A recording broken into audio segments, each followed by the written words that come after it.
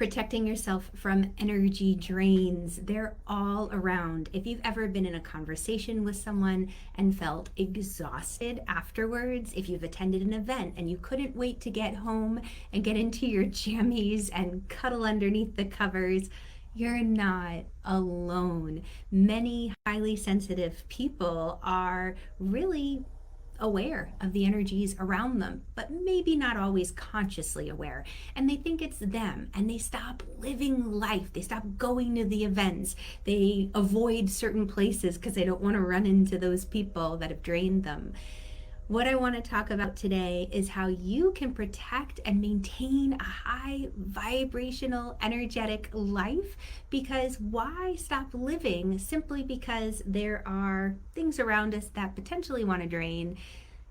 Keep living your life. Enjoy yourself to the fullest. This is a technique that I share with my clients and students that has helped them immensely. It's enabled them to go back out with confidence to the concerts with their partners and with their kids, to go on those trips, to get even just back to the grocery store, because sometimes even going to the grocery store can be overwhelming. Let's talk about this in greater depth. And if we haven't met yet, my name is Irina Miller. I'm an energy alchemist, and it is my joy and love to share these sacred practices and techniques with curious seekers and empaths. I have been curating, collecting, practicing, and teaching these for almost 30 years. Holy cannoli. And today I want to talk about really a guided visualization and energy practice that you can do that's going to make life so much different. So let's talk about this. We're going to break it down into 3 steps. So energy drains.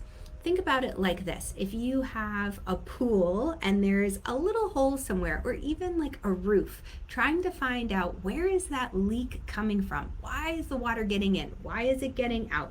Where is this happening from? That can be exhausting. So don't worry about that yet. The first most important thing you notice is your unique energy signature. Who are you as an individual? Because what I've seen happen to a lot of my clients and students is that they get into a group and they end up making decisions and choices, and afterwards they think to themselves, wow, my goodness, I don't even know why I did that. That's not like me. If you ever see yourself or catch yourself, hear yourself saying those words, tune in, pay attention, because it probably wasn't you. You're probably energetically influenced by the crowd. So knowing what your energy feels like compared to everyone else's makes a huge difference. And the first way to do that is to ground. There are many techniques for grounding, but one of my favorite ways, nice and simple, is just imagine you're standing outside underneath the sun, and the sun is shining so bright, and it's shining down this beautiful ray of light through the very core of your body.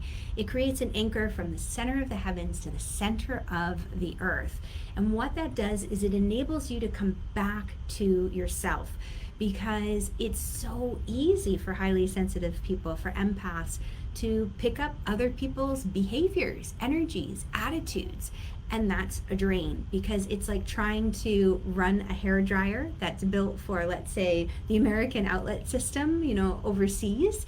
Sure, you could do it with an adapter, but it doesn't work so well, and it ends up burning out the appliance. So maintain who you are as a unique spiritual being having this human experience. Don't let other people try to live vicariously through you. That happens through grounding. Now, the next aspect of this, now we're saying, okay, now that we know our own energy, you're more connected to who you are, grounded. We want to get rid of the drains. And rather than looking for the exact little pinpoint or where the hole's coming from or who's draining you, we can do that. And I do that with my clients, both one-on-one and my Mastering Intuition program as well, because sometimes we need to go to that level. But for now, in the beginning, you're going to just imagine, like with a toilet, you flush everything out of your space that isn't serving your highest, whether it belongs to you or someone else. This could be other people's beliefs, well-meaning beliefs that they place into your space. Like they're just afraid from their own experiences in life. Oh, don't do that. Oh, it's not going to turn out well. And they put that in your space. Or they put a label on you. Oh, you can only go this far, No.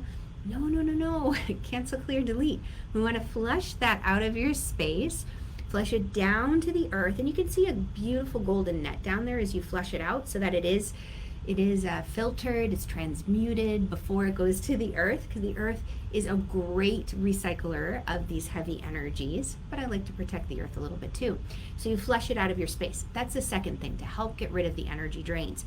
Now the final piece, the third piece, this is so important, because most people, especially, what I love to do is I'm continually studying and learning. I started this journey seriously. I made a commitment in the mid-90s, just a few years ago, right?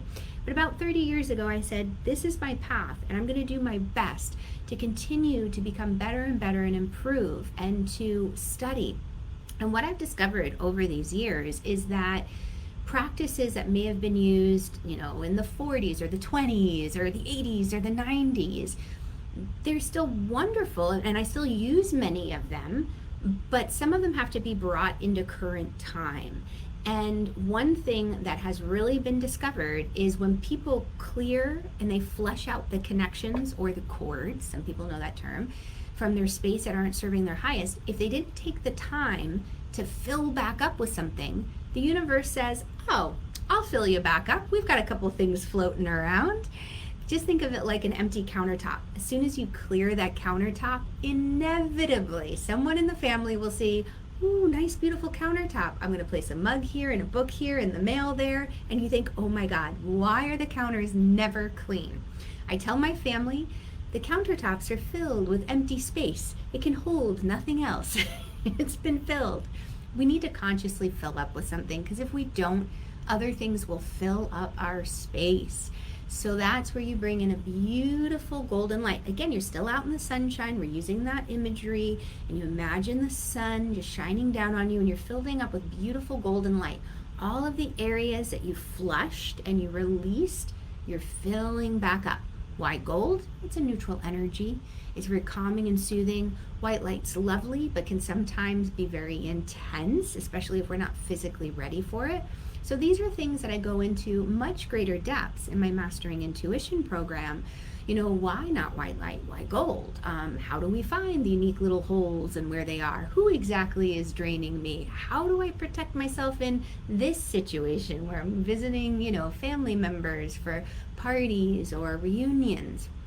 But right now, for the purpose of just everyday, Root Flush Fill is a fantastic place to begin. If this has helped you, please share it with a friend. Make sure you like, subscribe, follow for more intuitive tips. They come out every week.